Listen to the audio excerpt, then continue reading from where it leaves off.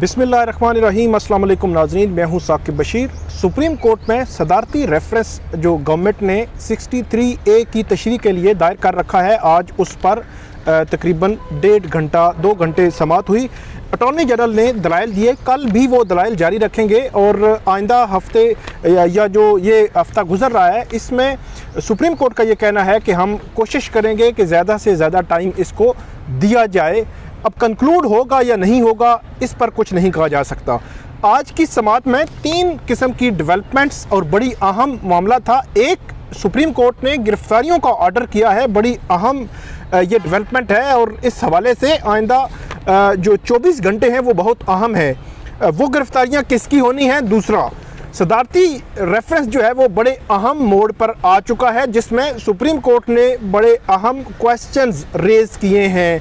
तीसरा, मुनहरिफ अरकान और वज़ीर-ए-आज़म के ख़िलाफ़ अगर अदम एतमाद कामयाब होती है, मुनहरिफ अरकान उसमें पार्टिसिपेट करते हैं और वज़ीर-ए-आज़म के ख़िलाफ़ वोट देते हैं तो उनका मुस्तकबिल क्या होगा, इस हवाले से दोनों घर जाएंगे, ये कहा सुप्रीम कोर्ट ने। तो ये टेक्निकली मामला किस तरफ जा रहा है, आज की जो प्रोसीडिंग्स थी वो मैं आपको बताता हूँ, आपको सारी जो है वो कहानी समझ आ जाएगी। सबसे पहले आज एडवोकेट जनरल सिंध ने अदालत के सामने मौक़िफ़ रखा कि 780A जो सिंध हाउस पर जो PTI के कारकुनान थे और MNA थे, जो हमला हुआ था उसमें इस्लामाबाद पुलिस FIR के इंदराज में 780A इंक्लूड नहीं कर रही, दहशतगर्दी की दफ़ा इंक्लूड नहीं कर रही।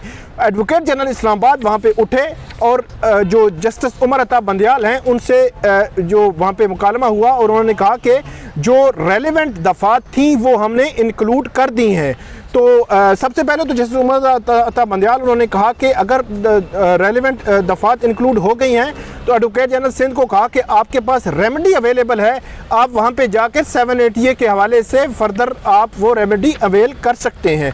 ये मामला आगे बढ़ ही रहा था तो इसी दौरान जस्टिस उमर अता बंदियाल ने एडवोकेट जनरल इस्लामाबाद नियाज़ुल्लाह नियाज़ी से पूछा कि आपने कौन सी दफ़ात जो है इंक्लूड की हैं, तो उन्होंने कहा कि नाकाबिले ज़मानत दफ़ा भी इंक्लूड कर दी है। तो उन्होंने कहा कि तो फिर क्या बना, उन लोगों का अरेस्ट किया है उनको।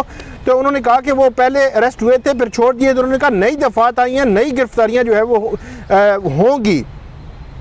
अब एडवोकेट जनरल इस्लामाबाद को ये कहा गया है कि कल तक वो रिपोर्ट जमा करवाएं और अरेस्ट करें उन लोगों को जो सिंध हाउस पर जो हमले में मुलव्विस थे।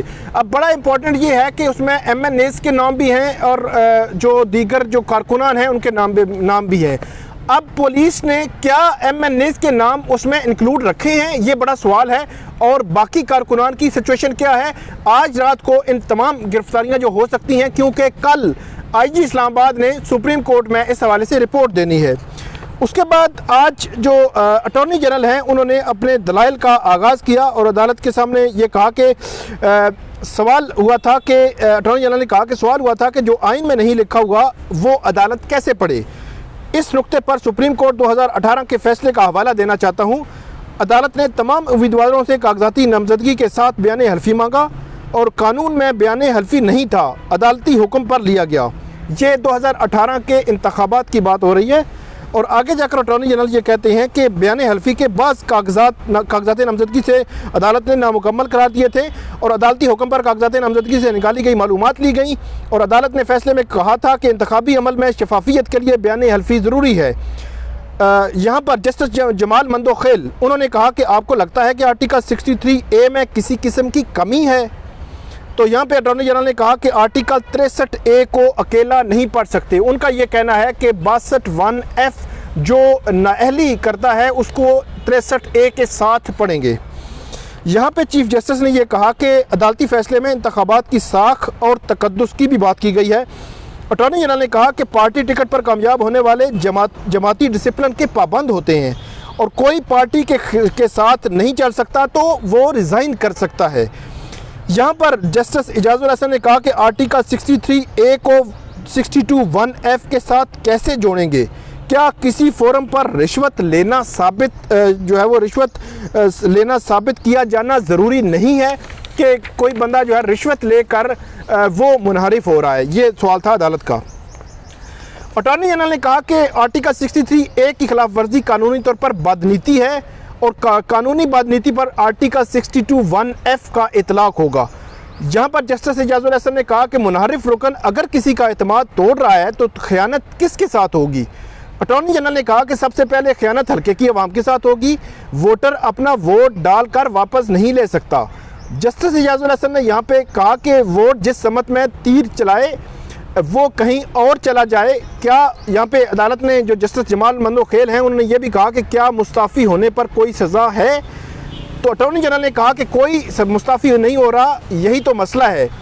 जस्टिस जमाल मंदोखेल उन्होंने रिमार्क्स दिए, क्या सियासी बंदे का जिक्र ना करें, हमारा इससे कोई लेना देना नहीं। किसी सियासी बंदे का उन्होंने कहा था कि ये सिचुएशन जो है इसका जिक्र आप ना करें, हमारा इससे कोई लेना देना नहीं है। अदालत के सामने एक सदारती रेफरेंस है, उसी तक महदूद रही है अटॉर्नी जनरल का। और ये कहा कि क्या 63A के नतीजे में सीट खाली होना काफ़ी नहीं। यहाँ पर जस्टिस इजाजुल हसन ने कहा कि पार्टी से इन्हिराफ आज खुद मशकूक अमल है।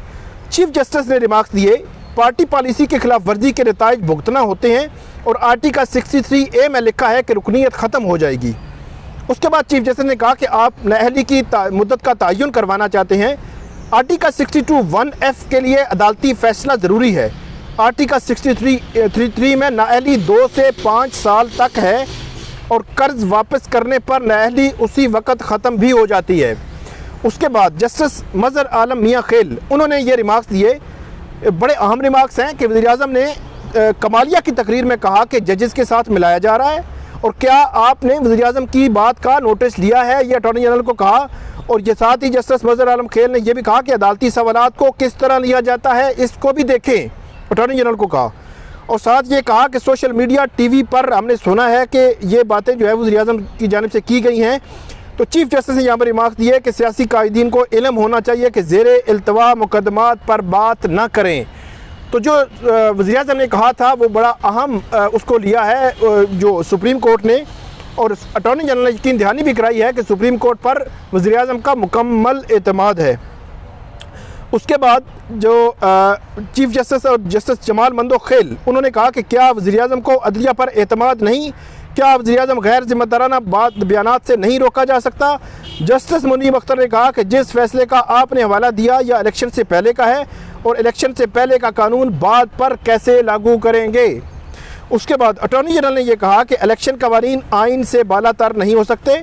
जस्टिस जमाल मंदोखेल ने रिमार्क्स दिए कि पार्टी सरबराह डिक्लेरेशन दे तो इलेक्शन कमीशन को फैसला करने दें, कानून में तरीक़ाकार वज़ा कर दिया है तो हमसे आप क्या चाहते हैं। उसके बाद ये भी कहा कि हो सकता है किसी का सच में ज़मीर जागा हो, इलेक्शन कमीशन का फैसला सुप्रीम कोर्ट आएगा तो देखा जाएगा। तो ये बुनियादी तौर पर वो था कि अगर कोई मुनारिफ होता है तो रेफरेंस इलेक्शन कमीशन के पास, उसके बाद मामला सुप्रीम कोर्ट आएगा तो देखा जाएगा। उसके बाद ये कहते हैं कि इलेक्शन कमीशन का फैसला सुप्रीम कोर्ट, जो अटॉर्नी जनरल है उन्होंने कहा कि तरीक़ाकार से मुतल्लिक कोई सवाल रेफरेंस में नहीं पूछा, सिर्फ सवाल जो है नाअहली की मुद्दत और वोट शुमार करने का है। जस्टिस मज़हर आलम ने कहा कि नाअहली की मुद्दत का तयन किस बिना पर होगा। चीफ जस्टिस ने कहा कि तवक्को है आज आपके दलाइल मुकम्मल हो जाएंगे, लेकिन अटॉर्नी जनरल ने अपने दलाइल जो है वो मुकम्मल नहीं किए।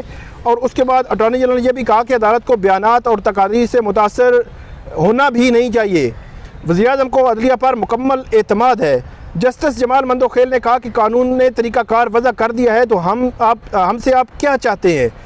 तो यहाँ पे जस्टिस इजाजुल हसन ने यह रिमार्क्स दिए, आर्टिकल 63A की खिलाफ वर्जी का सिस्टम पर बराह रास्त असर पड़ सकता है। 10 से 15 अरकान मुनहरिफ हो जाएं तो ये सिस्टम का मजाक बनाने वाली बात है। 15 लोग हुकूमत को बदल कर दोबारा इलेक्शन लड़े तो म्यूजिकल चेयर चलती रहेगी। तो इस पर यह भी कहा कि इस नुक्ते पर मुतमिन करें कि मुनहरिफ होने से पहले सिस्टम को ख़तरा होगा और संगीन जुर्म है। यहाँ पर जो अटॉर्नी जनरल ने कहा कि सुप्रीम कोर्ट ने हार्स ट्रेडिंग को कैंसर करार दिया है। जस्टिस इजाजुल हसन ने यह भी कहा कि पार्लिमानी जमात अपने लीडर के खिलाफ अदम एतमाद कर सकती है और पार्टी खुद अदम एतमाद करे तो किसी के खिलाफ कार्रवाई नहीं हो सकती। पार्लिमानी पार्टी वज़ीर-ए-आज़म तब्दील करने का फैसला करे तो पार्टी सरबराह बादशाह नहीं होगा। तो ये रिमार्क दिया और अटॉर्नी जनरल ने कहा कि पार्टी सरबराह मनपसंद अफराद को डिक्लेरेशन नहीं दे सकता, यह सियासी फैसला है जो पार्टी सरबराह ने करना होता है। यहाँ पर अटॉर्नी जनरल ने यह भी कहा कि पार्टी वज़ीर-ए-आज़म को वोट ना दे और अदम एतमाद भी नाकाम हो जाए तो वज़ीर-ए-आज़म काम करते रहेंगे। उसके बाद चीफ जस्टिस ने कहा कि अदम एतमाद कामयाब हो तो मुनहरिफ अरकान और वज़ीर-ए-आज़म दोनों घर जाएंगे। अगर हुकूमती जमात के अरकान मुस्ताफ़ी हो जाएँ तो फिर भी अक्सरियत ख़त्म हो जाएगी। ये बड़ा इंपॉर्टेंट मामला है कि अगर मुनहरिफ अरकान वो वज़ीर-ए-आज़म के ख़िलाफ़ वोट दें, वो ख़ुद डी-सीट हो जाएंगे, वज़ीर-ए-आज़म घर चले जाएंगे, एक, और दूसरा वो मुस्ताफ़ी हों, फिर भी यही मामला होगा। जहाँ पर अटॉर्नी जनरल ने अदालत के सामने आज के जो दलाइल थे वो अदालत के सामने रखे, तो अदालत ने कहा कि ये जो डेमोक्रेटिक सेटअप है, जमहूरियत आइन का बुनियादी जो है वो ढांचा है, जमहूरियत के लिए क्या अच्छा है ये सोच कर दलाइल दें। आज अदालत के सामने अटॉर्नी जनरल ने दलाइल जो है वो मुकम्मल नहीं किया और कहा कि कल और परसों का टाइम मैं ले सकता हूँ, लेकिन आप देखें कि जो नून लीग के वकील हैं उनको भी अदालत ने कहा है कि कल आप तैयारी करके आएँ, आपके दलाइल का भी आगाज़ होगा। तो ये नाजरीन सदारती रेफरेंस में सुप्रीम कोर्ट में बड़ी तारीखी और अहम समाअत हो रही है, उससे मतलब आपको अपडेट जो है वो शेयर की है। कल जो समाअत होगी उससे मतलब भी आपको बताएंगे। तब तक इजाज़त दीजिए, अल्लाह हाफिज़।